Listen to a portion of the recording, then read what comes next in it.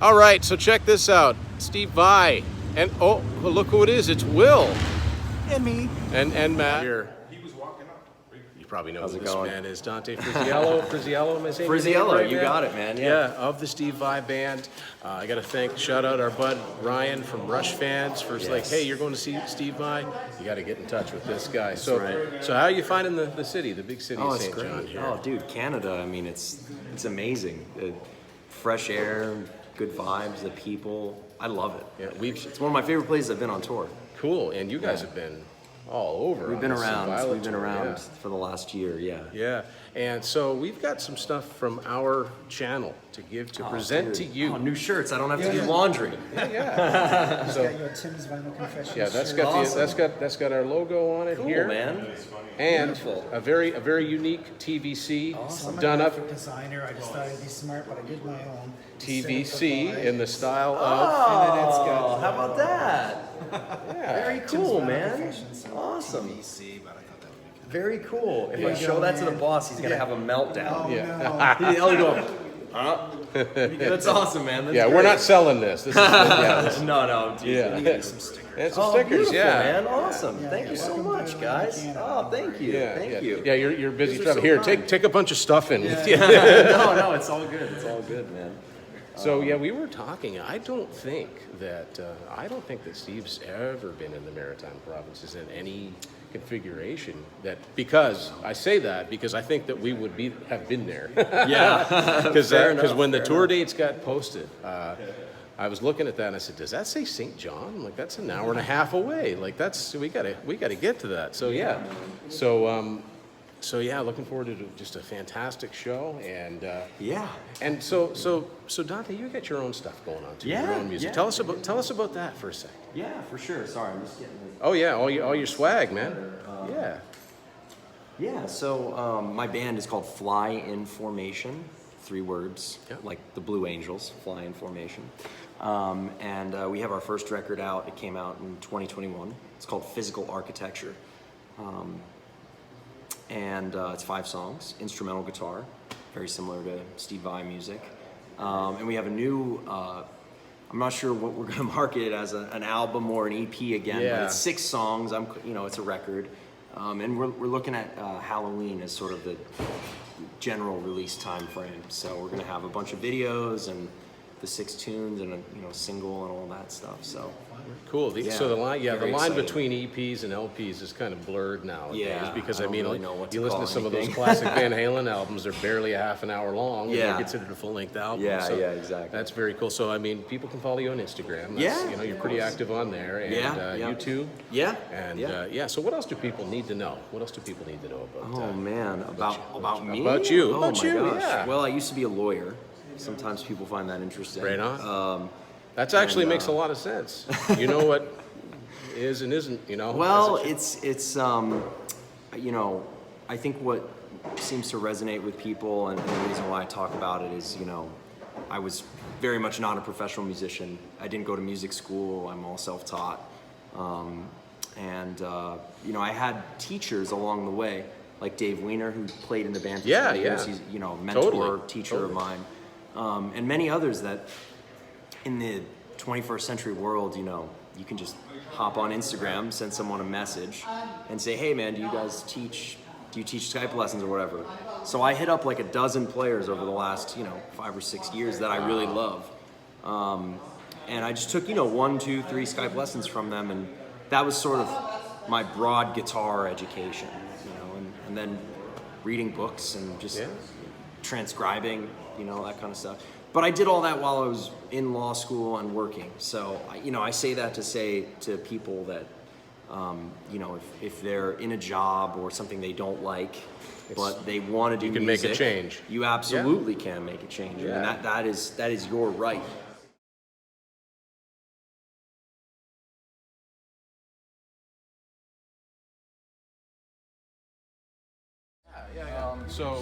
So here are you filming? Yes. Yeah. Okay. Cool, man.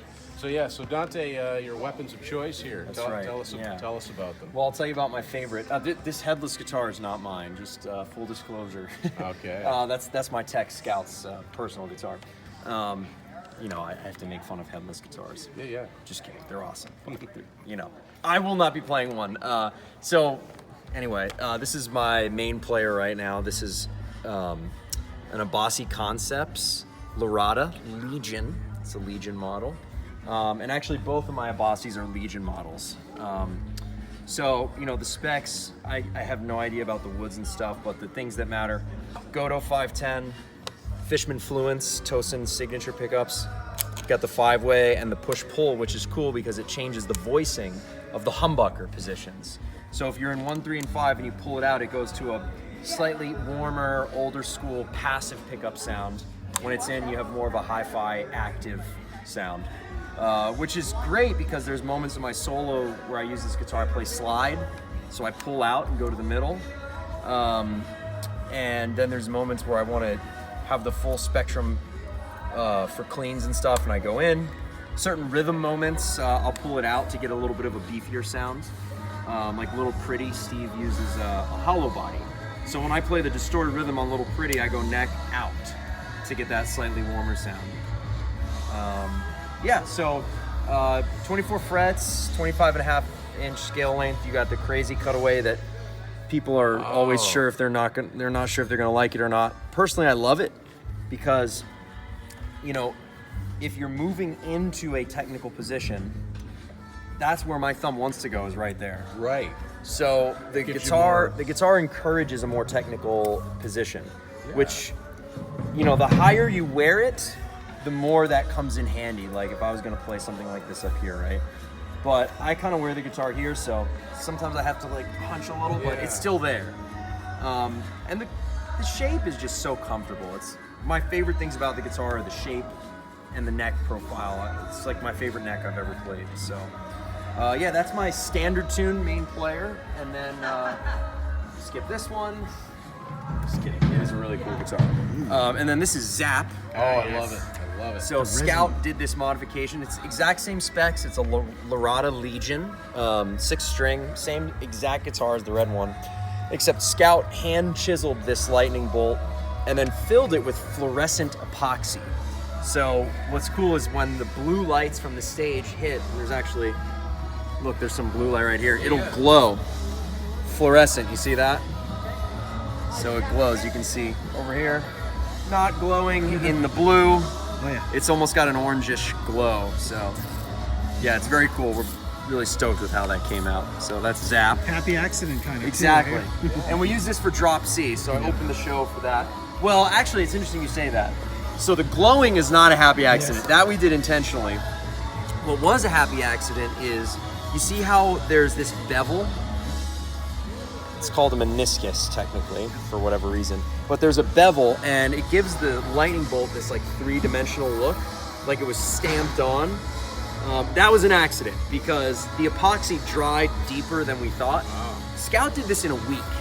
Wow. So between tour legs, the epoxy sank in more than normal, and he wanted to add another layer so that it would be flat. And I was like, dude, no, we got to keep it because look at the light reflecting in the edges. Yeah, it actually makes it look like your fingers are orange and the toggle Yeah. switch. And that's so cool. Yeah, it's really cool. So we're really happy with that. And then for the 7-string stuff, I'm using this Ibanez. This is a. Hey Blaine, can I get a little lights, or are you programming? Yeah, I'm almost done. Okay, no problem. No worries, dude. Thanks. So this is an Ibanez AZ. I have no idea what the numbers, but it's an AZ 7-string HSS. It's got Duncans in it. This is another kind of voicing switch. I haven't totally explored it. I just know I keep it in there. The baked, is that a baked neck? It is, which is my favorite. Roasted Roasted. maples are my favorite, but Yeah, you know, it's gorgeous. it's got the Godot locking tuners, and I'm not sure if that's a Godot bridge, but it's fun. So for Rush fans, Yeah. this might remind you of a certain Rush guitar. It kind of reminds me of the Hentor Sportscaster. It certainly does. Black That's HSS vibes. what I was thinking. Which yeah. is why I picked it. And it's kind of like my 7-string, Dante caster type of guitar. So yeah, I really love playing this guitar, and it's a lot of fun for Drop A. Holy cow. Drop A. Drop That's A. like- That's what the Hydra is in. So you tune yeah. the B down to an A. It's pretty cool. And then the last guitar is this acoustic. Yeah, I heard you got that out for Finish Surrender. Yeah, it's for Dyin Day. Dyin This Day, one, yeah. Dyin Day. And this is just a Taylor. This is actually Steve's guitar. Okay. And I think this is the guitar he recorded the song on. Wow. As you can see, touring it, we've toured it for a year. It has been a little rough on it, but that's what happens. For anyone who wants to know, that's the tuning. C sharp, G sharp, C sharp, G sharp, C sharp, F. So you get this nice little major chord. Oh, it sounds like the song already. So walk me through the process here. Well, I mean, you've told the story many times, Dante, but how did you first become aware of Steve's music? Oh, that one goes way back. Well, I started playing electric guitar when I was 13. Okay. I actually played guitar once in middle school and quit. Okay. And my first guitar hero was my brother Ricky, because he saw me playing Guitar Hero after I quit the real guitar, and he was like, "Dude, that's so lame. You got to play the real thing." So I'll never forget. You know, he picks up my old acoustic and he just starts jamming Stone Temple Pilots on it. Yeah. And I was like, "Dude, that's the coolest thing I've ever seen. I have to do it." And that changed my whole life trajectory. So then about 3 months later, I was starting to take lessons again and playing electric, and I discovered on YouTube Steve Vai. Yeah. And then he became my next guitar hero. There was just something about the mystical element of the music, you know, and there was a spiritual elevation in what he did, melodically, harmonically, and it just grabbed me. So it was YouTube, and it was actually the song Lotus Feet, which is an orchestral arrangement. Yeah. That was the first thing I ever heard of his, and I was just like, man, that's what I need to do with my life. Yeah. It took me a long time to pursue music professionally, but that's how I discovered his music. So I was probably like a lot of people my age. I heard a song called Yankee Rose. Yeah. The wow, wow, and I'm like, what? You know, like what? Literally, what? What is making that sound? And he always looked like he was having fun on stage. And as a big Van Halen fan, of course, I followed David Lee Roth's career. Yeah. And I was a big Whitesnake fan, so Steve Vai was just on my radar. And then it was perfect timing when Passion and Warfare came out. I listened to that most of the summer of 1990. So I mean, it's there's something about his music. Like he can sing with his guitar, you know, and tell complete stories with his guitar. And I've just always, you know, his interviews, he's always seemed like a nice guy. But he's always seemed very interesting, you know. And, you know, so you went from like it's, you know, YouTube.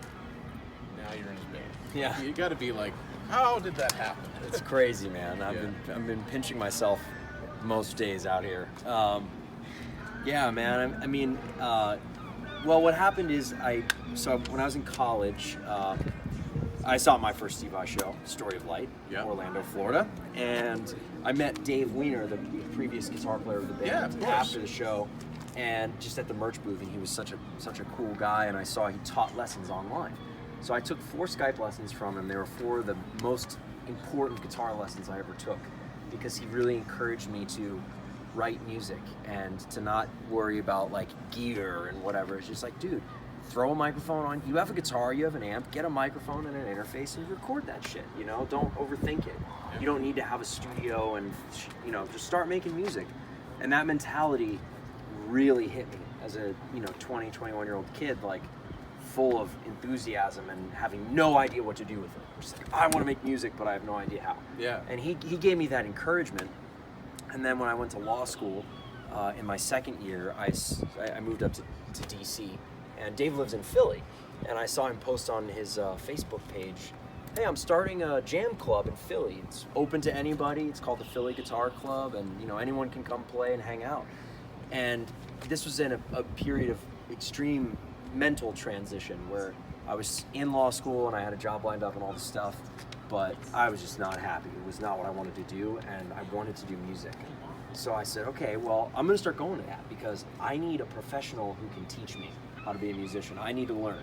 And if I can go have access to that guy and learn from him, then I'm gonna do whatever it takes. Because this is what I want to do with my life. Even though I'm here, I want to get there. So I was very, and still am very, got to do it. This is what I want to do. And so I rented a car once a month for like 3 years and drove up to Philly Guitar Club, like 3-hour drive each way for about, 15 minutes. Did he recognize you right away from the Skype lessons? Yeah. And we sort of just built a mentorship and a friendship from me just constantly doing that. Once every month, this guy from DC shows up. It's just like, who would drive that far, So we built a friendship, and he started offering me opportunities because he knew I wanted to do music. And he started offering me opportunities to tech for him or to open for his band and stuff. So that's kind of how I started to work with him. Eventually, he asked me to tech for him at a Steve Vai show, NAMM 2020, when the Pia came out. That release show, there was a big gig out there, and I teched for him there, and that was my first time being at Steve's house and my first time meeting Steve. Well, I had met Steve as a VIP. Okay. A VIP fan in law school, but that was my first time, in a working environment. And then COVID happened, and this tour was supposed to start way sooner, but COVID pushed it back. And then Dave asked me to be his tech on tour. So I quit my job, hopped on tour, and teched 90 shows across Europe and the USA. Throughout that process, I came to find out he was leaving the band. He wanted to recommend me for the gig. So I transcribed all his parts and learned all the shit and auditioned at sound checks in Europe, and he left and Steve moved me up. I have to think that, for Dave recommending you to Steve, the fact that you were willing to drive all those times to his lessons, that had to count for something. Like, this guy's serious about wanting to do it. I mean, it's not just, I really want to do it, but you were backing it up. Well, it was my only opportunity to be around a really accomplished professional. Yeah. I started to join bands in DC after that, and I did professional gigs, but someone at the level of Dave, I mean, he's a masterful guitar player. He has all elements down. He can improvise, he can jam, he can write, and at such a high level. So I knew that just by osmosis, the more time I spent around him, hopefully the better I would get. And I just had no other, that was my one thing. That was like my escape from DC. That was an exciting thing to just go and play guitar and learn from a guy who was really good that I really looked up to. So yeah, I mean, it wasn't really it wasn't ever a question whether I would go or not. Just, all right, Saturday, let's go, and I just loved it. It was fun. It was fun. What are your favorite songs to play on stage? Definitely Zeus and Chains. Yeah. That's a really fun one. 7-string, big chords, melodies, riffs. It's got everything,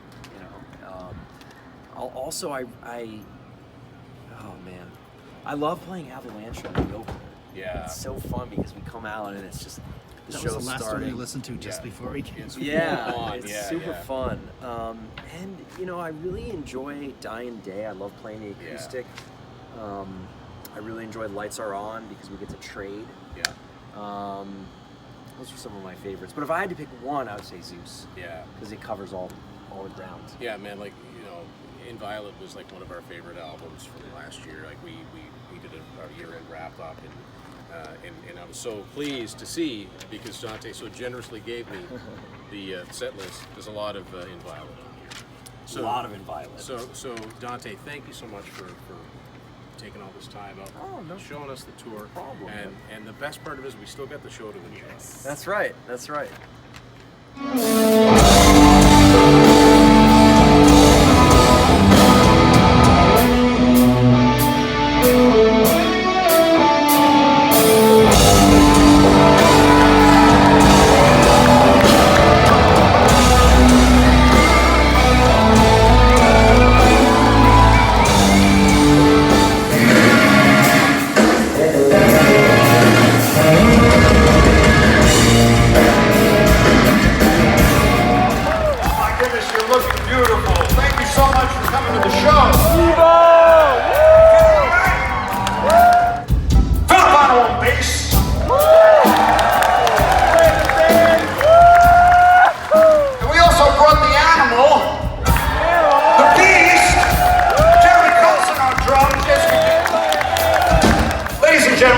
good to this young man tonight. He's new in the band. He's absolutely kicking ass. He's delivering like a boss. Dante Frisiello on guitar.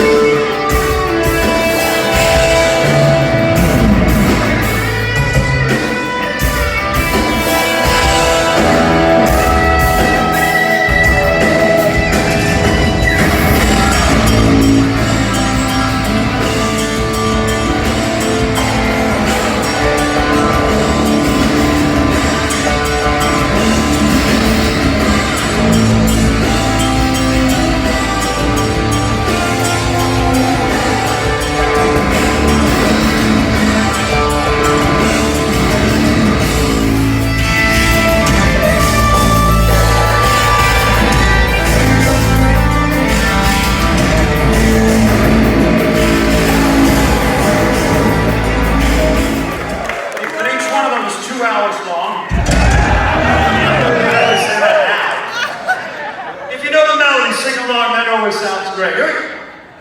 And stop!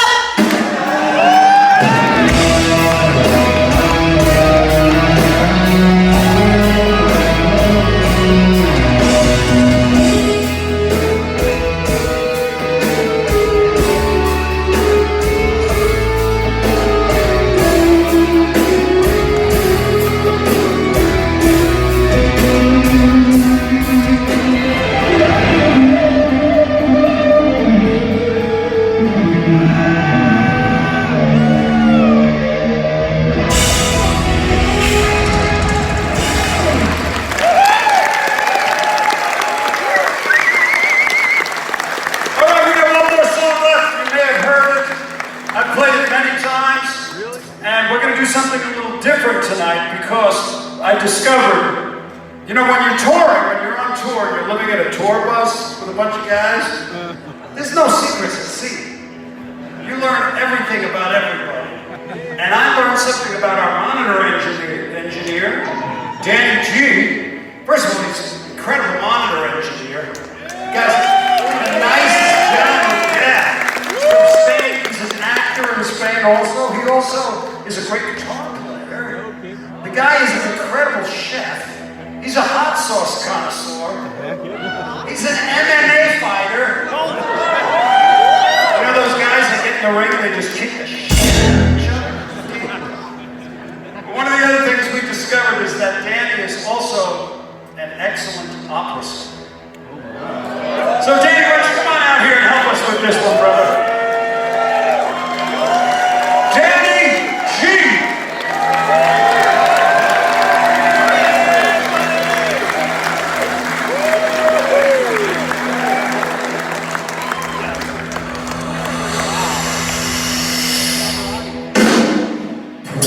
Precious